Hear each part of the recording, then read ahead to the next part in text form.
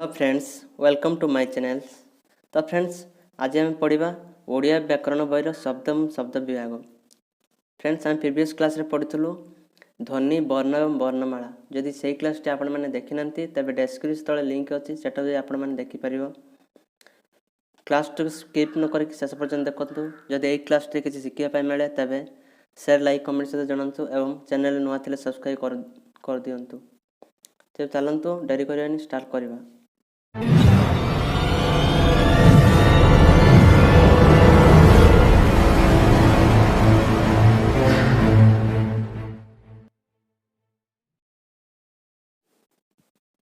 बर्तमान आम देखिए शब्द कौन। ओडिया आज एक प्रतिष्ठा भाषा। यार भाषा भंडार विविध शब्द संपद परिपूर्ण। ओडिया व्यतीत अनेक देशी विदेशी शब्दावली ओडिया भाषा परिपुष्ट। सांप्रतिक जुगर विभिन्न कारण गोटे भाषा शब्द भंडार भिन्न भिन्न भाषार शब्द गुड़िक प्रवेश कर नूतन शब्द आहरण द्वारा ही एक भाषा समृद्ध बलिष्ठ और सहजरे भाव प्रकाश होता है। तेरे शब्द कौन? शब्द क्या कहुए? अर्थबोधक एक व एकाधिक वर्ण को शब्द कहुए। कौन रे अर्थबोधक? बोले गोटे शब्दर अर्थ थिबार अछि, गोटे वर्णर समार गोटे अर्थ थिबार अछि। यथा देख माँ, माँ अर्थ कौन? जननी। क अर्थ जल। अहि अर्थ सर्प व साप। कमल पद्म। आकाशवाणी बेतार वार्ता। सेहीपरि अनेक शब्द सेहीपरि अर्थहीन वर्ण बा वर्ण समष्टि शब्द नुहे। यथा कौन? देख ड गोटे शब्द कि नहीं। टनप शब्द हम कि नहीं। मप काट काब काब टाब हम कि हेनी। एथर आम कौन स्पष्ट भाव जानलु जे अर्थबोधक एक व एकाधिक वर्ण को शब्द कहुए। आम पढ़ी प्रीवियस क्लास वर्ण क्या कहुए? वर्ण क्या कहुए ना ध्वनिर लिखित रूप को वर्ण कहुए। ध्वनिर लिखित रूप को ध्वनिर लिखित रूप को वर्ण कहुए। लिखित रूप को वर्ण कहुए। पढ़ुलु वर्ण केते प्रकार? दुई प्रकार, स्वर वर्ण व्यंजन वर्ण। तो पढ़ुलु प्रीवियस क्लास रे। आपण देखी ना से क्लास टी देखियो, डिस्क्रिप्शन लिंक अच्छी। शब्द विभाग कौन? केते भाग में विभक्त कराई शब्द विभाग? ओडिया भाषा व्यवहृत शब्द समूह को 4 श्रेणी विभक्त करा जाए। यथा कौन? तत्सम, तद्भव, देशज और वैदेशिक। तत्सम अर्थ कौन रे? ता सहित समान, ता सहित समान। देख तत्सम शब्द कौन? देख चलतु तत्सम शब्द क्या कहवा? तत्सम।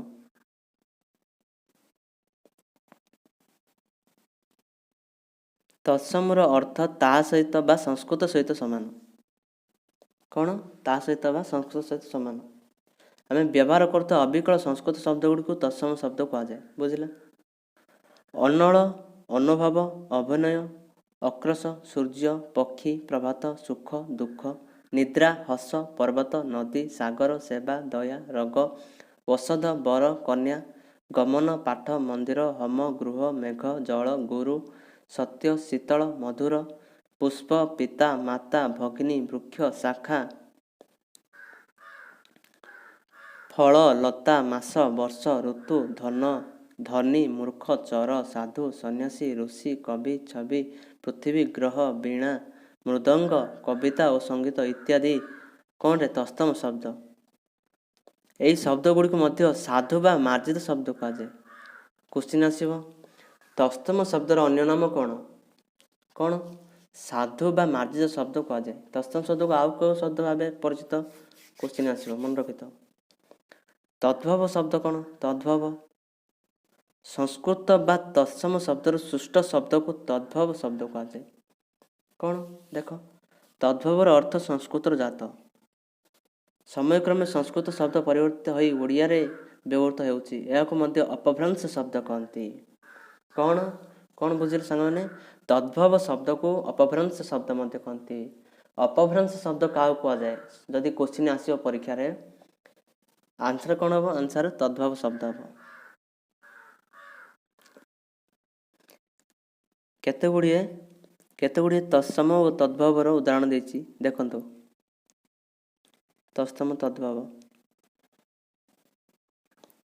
अग्नि, अग्नि कौन होइछि रे? अग्नि ଅଷ୍ଟ ଆଠ, ଉଦ୍ଗାତା ଓତା, ଅଲୋକ୍ତକ୍ତ ଅଳତା, କାଷ୍ଠ କାଠ, ଖଦିର ଖଇର, ନବ ନ, ଗଭୀର ଗହୀର, ଫେନ ଫେଣ, କାକ କୁଆ, ବାମ ବାଁ, କର୍ଣ୍ଣ କାନ, ବାଷ୍ପ ବାମ୍ଫ। ଏହିପରି ଅନେକ ଶବ୍ଦ ହେଇଛି ଦେଖନ୍ତୁ। ଘୃତ ଘିଅ, ମୃତ୍ତିକା ମାଟି, ବାପ୍ତା ବାପା, ନଦୀ ନଈ, ବାତ୍ୟା ବା, ଜାମାତା ଜଇଁ। ବୁଝିଲେ କିରେ କ'ଣ ସେଗୁଡ଼ା କ'ଣ? ତତ୍ସମ ତଦ୍ଭବ, ତତ୍ସମରୁ ତଦ୍ଭବ ହୋଇଛି, ଅର୍ଥାତ୍ ସଂସ୍କୃତରୁ ଅବିକଳ ଭାବେ ବ୍ୟବହୃତ ହୋଇଛି। ଦେଶଜ ଶବ୍ଦ କ'ଣ ଦେଖ, ଦେଶଜ, ଦେଶଜ ସମସ୍ତେ ଜାଣିଥାଉ ଦେଶଜ ଶବ୍ଦ। ତତ୍ସମ ଓ ତଦ୍ଭବ ଶବ୍ଦକୁ ଛାଡ଼ିଦେଲେ ଆହୁରି ଅନେକ ଶବ୍ଦ ଓଡ଼ିଆ ଶବ୍ଦ ଭଣ୍ଡାର ସମୃଦ୍ଧ କରିଛନ୍ତି। ଯେଉଁ ଶବ୍ଦଗୁଡ଼ିକର ମୂଳ ଉତ୍ପତ୍ତି ସ୍ଥଳ ଏଯାଏଁ ନିରୂପିତ ହୋଇନାହିଁ, କାହିଁ କେଉଁ ପ୍ରାଚୀନ କାଳରେ ବିଭିନ୍ନ ଅଞ୍ଚଳରେ ବିଭିନ୍ନ ଜାତିର ଶବ୍ଦ ଆସି ଆମ ଭାଷାରେ ମିଶିଯାଇଛି, ଏ ପ୍ରକାର ଶବ୍ଦଗୁଡ଼ିକୁ ଦେଶ ଶବ୍ଦ ରୂପେ କୁହାଯାଏ। ବୁଝିଲା? ଆହୁରି ମଧ୍ୟ ଓଡ଼ିଶାର ବିଭିନ୍ନ ଅଞ୍ଚଳରେ ଅସଂଖ୍ୟ ଆଞ୍ଚଳିକ ଶବ୍ଦ ରହିଛି, ଯେଗୁଡ଼ିକ ଦେଶଜ ଶବ୍ଦ ରୂପେ ଲେଖାପଢ଼ା ପାଇଁ ଆବିଧାନଭୁକ୍ତ ହେବା ଉଚିତ। ଆମ ଦେଶରୁ ସୃଷ୍ଟ ଓ ଦେଶରେ ପ୍ରଚଳିତ ହେଉଥିବା ଶବ୍ଦ ଦେଶଜ ଶବ୍ଦ ଶ୍ରେଣୀରେ ଯଥା କ'ଣ ଦେଖ, ଅଝଟ, ଅଝଟ, ଅଗାଡ଼ି, ଖଡ଼ୁ, ଗଡ଼, ଗଡ଼ି, ଚେର, ଅଖାଡ଼ୁଆ, କଣ୍ଡେଇ, ଖାଣ୍ଟି, ଚାଳ, ଛଟକ, ଅଡ଼ା, କାଇ, ଖଇ, ଚାଉଳ, ଛପର, ଅଣ୍ଟା, କୁଟା, ଗାଲୁଆ। କ'ଣ କିରେ ଗାଲୁଆ କରୁଛୁ କିରେ, ଗାଲୁଆଟା କିରେ।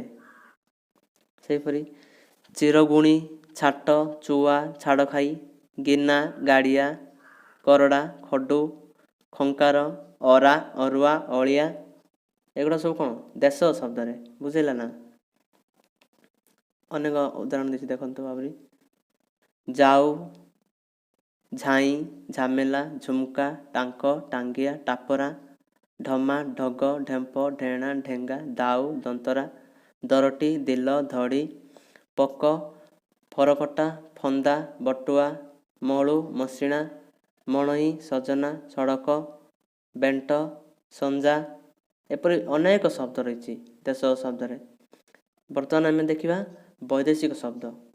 ଉପର ତିନୋଟି ଶ୍ରେଣୀର ଶବ୍ଦ ବ୍ୟତୀତ ଓଡ଼ିଆ ଭାଷାରେ ଅନେକ ବିଦେଶୀ ଶବ୍ଦ ପ୍ରବେଶ କରୁଥିବା ଦେଖାଯାଏ। ବିଦେଶୀ ଶାସନ ଓ ବୈଦେଶିକ ବାଣିଜ୍ୟ ଓ ଧର୍ମ ପ୍ରଚାର ମାଧ୍ୟମରେ ଏହି ଶବ୍ଦଗୁଡ଼ିକ ଓଡ଼ିଆ ଭାଷାରେ ପ୍ରବେଶ କରିଛି। ଦୀର୍ଘକାଳ ଧରି ମୁସଲମାନ, ମୋଗଲ, ଇଂରେଜମାନେ ଶାସନ ସଂସ୍ପର୍ଶରେ ଆସି ଓଡ଼ିଆମାନେ ସେମାନଙ୍କ ଭାଷାକୁ ଆପଣେଇ ନେଇଛନ୍ତି। କ'ଣରେ ଆମେ ଯେତେବେଳେ ପରାଧୀନ ଥିଲେ ସେମାନେ ଅନେକ ଅନ୍ୟ ଦେଶର ଲୋକମାନେ ଆସିକି ଆମକୁ ଶାସନ କରିଥିଲେ, ସେହି ସମୟରେ ସେମାନଙ୍କ ଭାଷା ଆମ ଭାଷା ମିଶିଯାଇଛି କିଛି।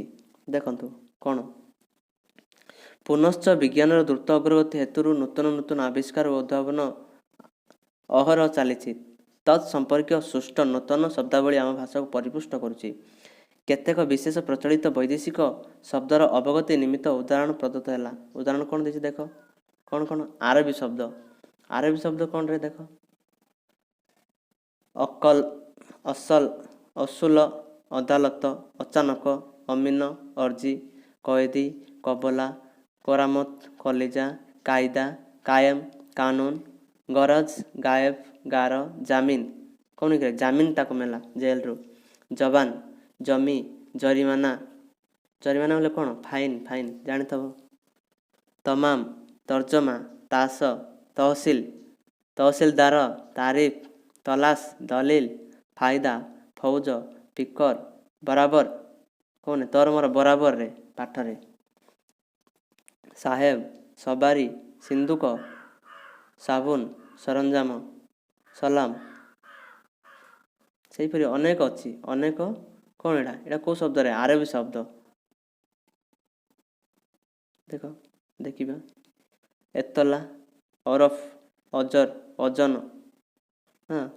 ଖରାପ, ଖାଲି, ଖତମ, ଖରଚ, ଜବାବ, ଜମା, ତଦାରଖ, ତାମସା, ଦଫାଦାର, ନାଚାର, ନାରାଜ, ନଗଦ, ମୋବ, ମୁଲକ, ମୌଜା। ଜର ଜର ମୁଲକ ତାର ୱାର୍ଡ଼ଟା ଶୁଣିଥିବ ରୂଢ଼ି ଲୋକବାଣୀରେ। ମୁସ୍କିଲ, ହାବା, ହିସାବ, ତୋର ହିସାବ କେତେ? ହାକିମ। ପାର୍ସୀ ଶବ୍ଦ, ପାର୍ସୀମାନେ ବି ଆସିଥିଲେ ଆମ ଭାରତକୁ ଦେଖ ବାଣିଜ୍ୟ କାରବାର ପାଇଁ। ଅଙ୍ଗୁର, ଅନ୍ଦାଜ, ଆଜାଦ, ଆବାଜ, ଆମଦାନୀ, କବଲା, କଲମ, ଖାତା। ଖାତା କେଉଁ ଶବ୍ଦରେ? ପାର୍ସୀ ଶବ୍ଦ, ମନେ ରଖ, ପାର୍ସୀ ଶବ୍ଦ। ଗରିବ, ଗିରଫ, ଖାନସମା, ଗୁମାସ୍ତା, ଗୁମାନ। ତରକାରୀ, ତରକାରୀ କେଉଁ ଶବ୍ଦରେ?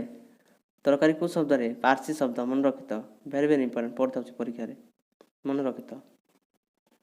ବଗିଚା, ତାରିଖ, ଦରଖାସ୍ତ, ଦରକାର, ତଲାସ, ଦରଜୀ, ଦାଗୀ, ବରଫ, ବତାସ, ବେମାର, ସନନ୍ଦ, ସାଲତମାମି, ସରହଦ, ସାଲିସ, ବରାବର, ଶିରସ୍ତା, ସନନ୍ଦ, ବେହୋସ। ସେହିପରି କୁସ୍ତି କ'ଣରେ? ଖଜଣା, ଜଖମ, ଖବର, ଜାହାଜ, ଖାନା, ଜର, ପାଇଖାନା, ପଇସା, ପିଆଦା, ରୋଜଗାର, ରୁମାଲ, ଲଗାମ, ନାଲିସ, ପରବାନା, ପେସ୍କାର। ତୁର୍କୀ ଶବ୍ଦ କ'ଣ କ'ଣ? କାବୁ, କୁଲି, କଇଁଚି, କଇଁଚି, ଗାଲିଚା। ଏଗୁଡ଼ାକ ଭେରି ଭେରି ଇମ୍ପୋର୍ଟାଣ୍ଟ, ପଢ଼ିଥାଉଛି ରେ, ଓ ତ୍ରିପଲ ଏସ୍ ଓ ଡବଲ ଏସ୍ରେ, ମନେ ରଖିଥ। କଇଁଚି ଏକ କେଉଁ ପ୍ରକାର ଶବ୍ଦ? ତୁର୍କୀ, ପାର୍ସୀ, ପର୍ତ୍ତୁଗୀଜ। ଅପସନ୍ ଆସିବ, ତୁର୍କୀ ମାରିବ। ଚକମକି, ଚାକୁ, ତୋପ, ବନ୍ଧୁକ, ବାରୁଦ, ବାହାଦୁର, ବେଗମ, ବୁଗୁଚା, ମୁଚାଲିକା, ସୁରାକ, କୁର୍ତ୍ତା, ଦାରୋଗା। ପର୍ତ୍ତୁଗୀଜ ଶବ୍ଦ କ'ଣରେ? ପର୍ତ୍ତୁଗୀଜ ମାନେ ଆସିଥିଲେ କିଏ? ପର୍ତ୍ତୁଗୀଜ କିଏ? ଜଳପଥ କେବେ ଆବିଷ୍କାର ହେଲା? 1498 ମସିହା, ମନେ ଅଛି? ବାସ୍କେଟ ଗାମ ଦ୍ୱାରା ହେଇଥିଲା ଜଳପଥ। ଆଚାର, ଆତ, ଆଲମାରି, ଇସ୍ପାତ, ଇସ୍ତ୍ରୀ। ଇସ୍ତ୍ରୀ, ଇସ୍ତ୍ରୀ ଶବ୍ଦଟା କେଉଁଠିରେ? ପର୍ତ୍ତୁଗୀଜ ଶବ୍ଦ, ମନେ ରଖିଥ। କାଜୁ, କାଜୁ, କାଜୁ। କାମିଜ, କବି, କିରାଣୀ, ହେଉନି କିରାଣୀ, ଗିର୍ଜା, ଗସ୍ତ, ଚାବି, ପିସ୍ତଲ, ପାଦ୍ରୀ, ପയ്ୟା, ତମାଖୁ, ନିଲାମ, ଫିରିଙ୍ଗି, ଫିତା, ବାଲ୍ଟି, ବେହେଲା, ବାସନ, ବୋତଲ, ବୋତାମ, ବୋମା, ମିସ୍ତ୍ରୀ, କଫି, ଗାଙ୍ଗୁଲା। ଭେରି ଭେରି ଇମ୍ପୋର୍ଟାଣ୍ଟ, ମନେ ରଖିବ। ଇଂରେଜ ଶବ୍ଦ, ଇଂରେଜ ଶବ୍ଦ କ'ଣ? ଇଂରେଜ ମାନେ ତ ଜାଣିଥିବ, ବହୁତ ବର୍ଷ ଶାସନ କିଏ କରିছে? ଇଂରେଜମାନେ ଆମ ଉପରେ। ଅଡ଼ିଟ୍, ଅଡ଼ିଟର, ଅର୍ଦ୍ଦଳି, operation, appeal, engine, engineer, income, inspector, chair, car, class, card, coupon, concrete, canal, cup, company, college, compounder, court, clerk. କ'ଣ କେଉଁ ଚାକିରି କରୁଛି ସେ? କୋର୍ଟ କ୍ଲର୍କ କରୁଛି ସେଇଟା, କ'ଣ କହୁছে ନା ଆମର ବଡ଼ ପୁଅ କୋର୍ଟ କ୍ଲର୍କ କରୁଛି ବୋଲି। କ୍ଲର୍କ କେଉଁ ଶବ୍ଦ? ଇଂରେଜ ଶବ୍ଦ, ମନେ ରଖିଥାଅ। ଗିଲାସ, ଗୋଦାମ, chair, pipe, powder, pin, peon, police, ପଲସ୍ତରା, polish, press, phone, football, file, fine, notice, nurse, metre, motor, minute, ଡାକ୍ତର, ଓଜନ, dozen, degree, dress, drama, drawing, ରେଲବାଇ। ଏଗୁଡ଼ା ସବୁ କ'ଣ? ଇଂରେଜ ଶବ୍ଦ। ବ୍ୟତୀତ ଆମ ଭାଷାରେ ଫରାସୀ, ଗ୍ରୀକ, ସ୍ପେନୀୟ, ଇତାଲୀୟ ଓ ଓଲନ୍ଦାଜ, ରୁଷୀୟ ଓ ଚୀନ ଆଦି ଶବ୍ଦ ପ୍ରବେଶ କରିଛି। ବିଭିନ୍ନ ଭାଷାରୁ ଓଡ଼ିଆ ଭାଷାକୁ ଆସିଥିବା ଶବ୍ଦଗୁଡ଼ିକ ମଧ୍ୟରୁ କେତେକର ମୌଳିକ ରୂପରେ ଉଚ୍ଚାରଣରେ ପରିବର୍ତ୍ତନ ଆସିଛି, ଯଥା ଡକ୍ଟର, ଡାକ୍ତର, ରେଲୱେ, ରେଳବାଇ, ଡେପୁଟି, ଡିପୋଟି, ଟୋବାକ, ତମାଖୁ, ବୈଜ୍ଞାନିକ ଉଦ୍ଭାବନ, ଗମନାଗମନ ଓ ଗଣମାଧ୍ୟମରେ ଅଗ୍ରଗତି ଫଳରେ ନୂତନ ନୂତନ ଶବ୍ଦ ସୃଷ୍ଟି ହୋଇ ବିଭିନ୍ନ କ'ଣରେ? ବିଭିନ୍ନ କାର୍ଯ୍ୟକ୍ରମରେ ଲାଗୁଛି ବା ବିଭିନ୍ନ ଅଫିସରେ ଲାଗୁଛି, ବ୍ୟବହୃତ ହେଉଛି। ବୁଝିଲା? କ୍ଲାସ୍ଟି ଯଦି କିଛି ଶିଖିବାକୁ ମିଳେ ତେବେ କ୍ଲାସ୍ଟିକୁ ସେୟାର, ଲାଇକ୍, କମେଣ୍ଟ ସହିତ ଜଣାଇବ। ଯଦି ଚ୍ୟାନେଲରେ ନୂଆ ଅଛନ୍ତି ସବସ୍କ୍ରାଇବ୍ କରିବାକୁ ଭୁଲିବେନି। ନେକ୍ସଟ କ୍ଲାସରେ ପଢ଼ିବା ପଦ, ବାକ୍ୟ ପଢ଼ିବା।